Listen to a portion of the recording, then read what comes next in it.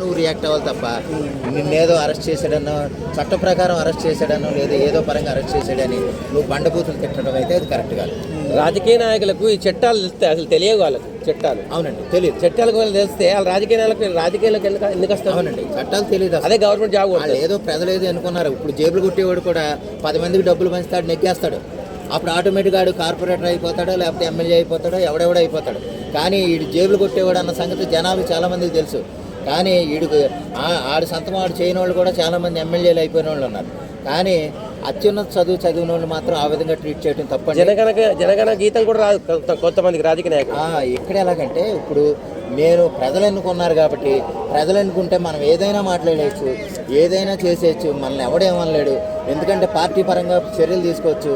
అంటే ఇక్కడ ఒకే ఒక సమస్య అండి, ప్రజలు ఎన్నుకున్నారంటే ఆయన ఏం చేయకూడదన్న రాజ్యాంగంలో ఒక చిన్న పొరపాటు చట్టం ఉంది.